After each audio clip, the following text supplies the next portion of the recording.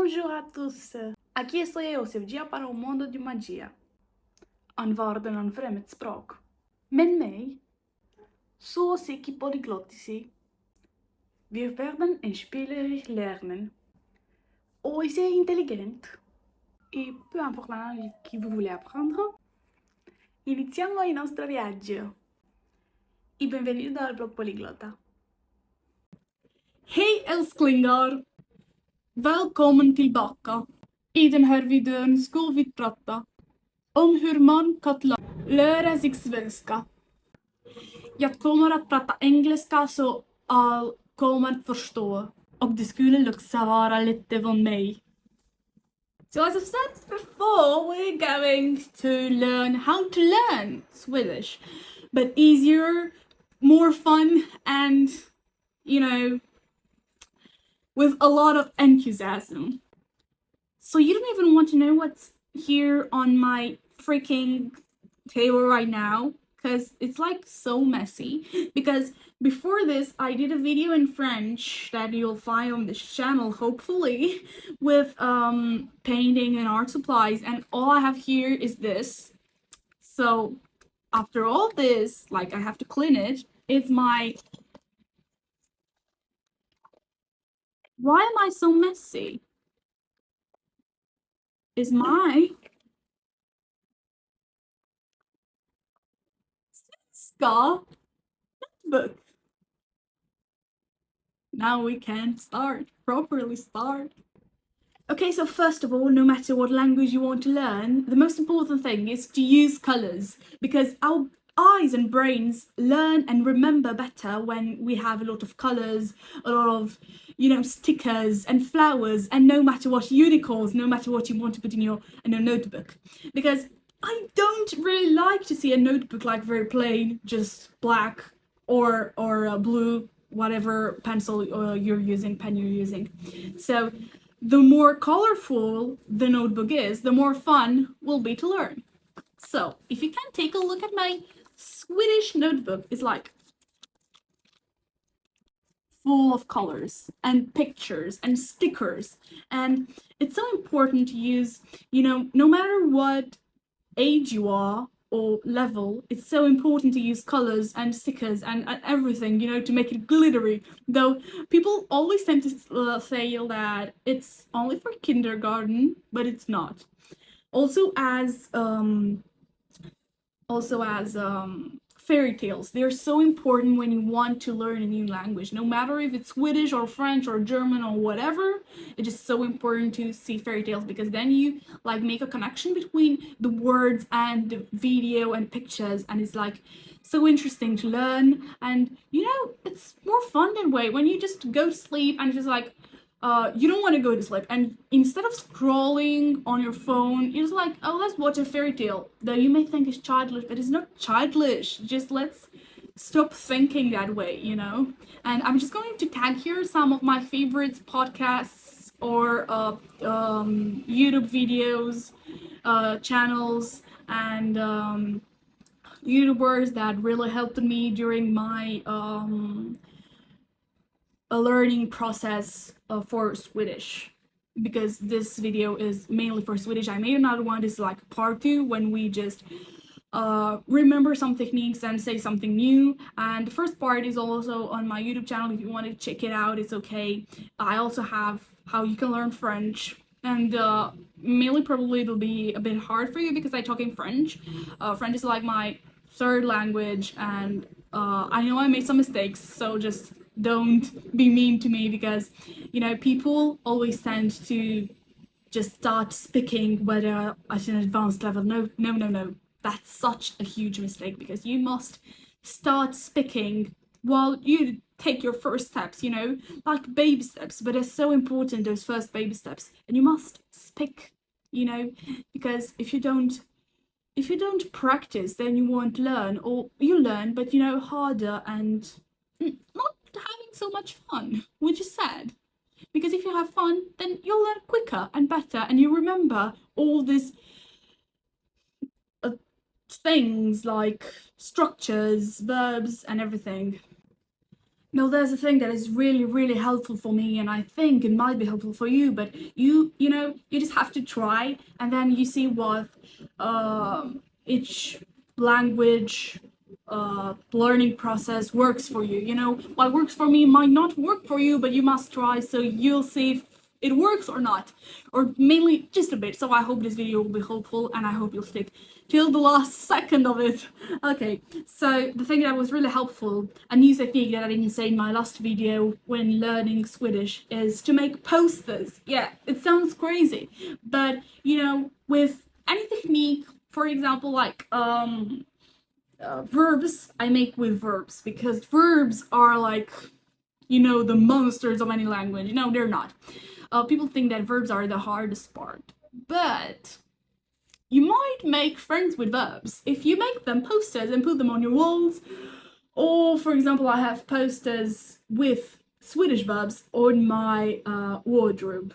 Sounds crazy, but it's not. It's very helpful because you like see them every single day, morning, afternoon, noon, evening, and you know, when you have it in your notebook, it's like, oh, I have to take time, I'm not ready, I don't have enough time to, you know, open the notebook, read again, see the page, blah blah blah. But when you have them on like a poster, when you have them on your wardrobe, walls, whatever, you just see them every day, and even though you don't want to learn at that freaking moment, you just watch them, and it's like impregnant in your memory. You know, for example, if you have photographic memory, or you know, that's why you need to try all this learning processes, and maybe them all combined might work for you.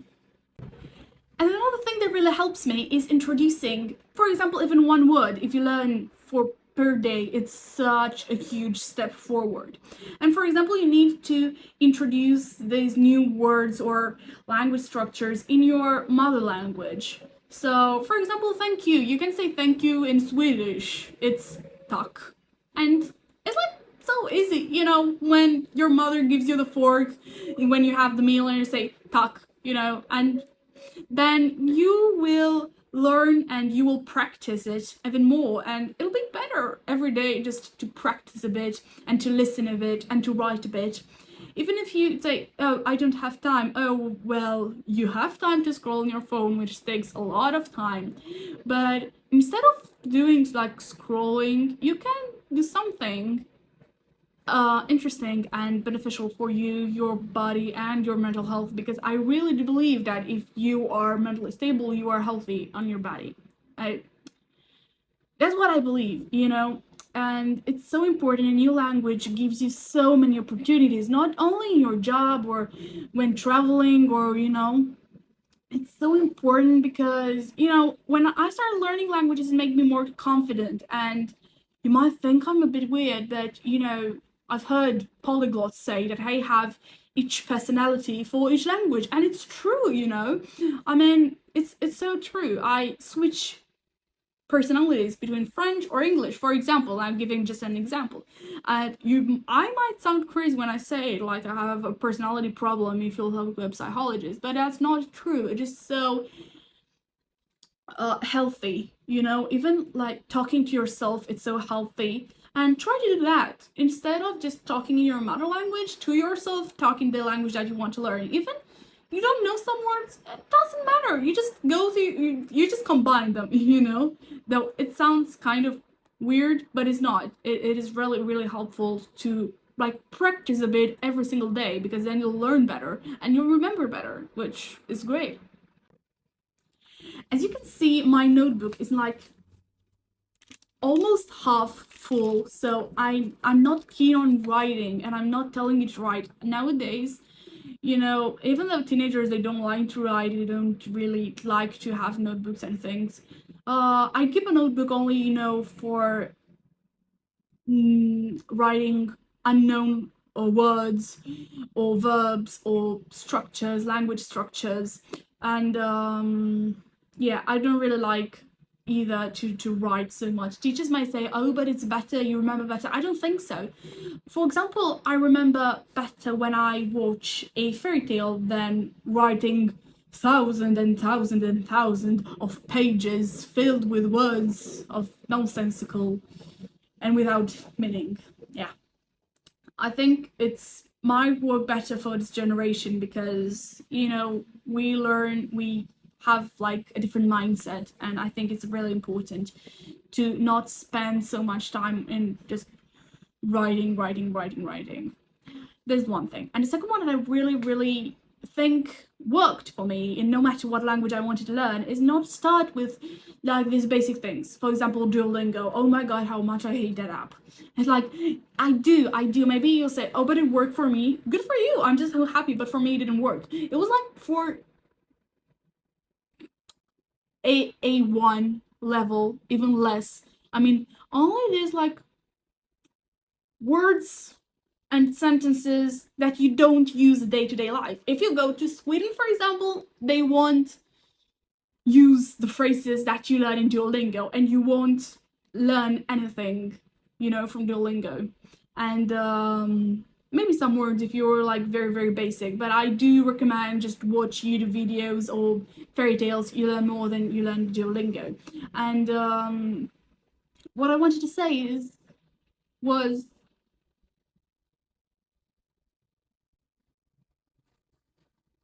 I'm processing right now because I think I forgot what I wanted to say.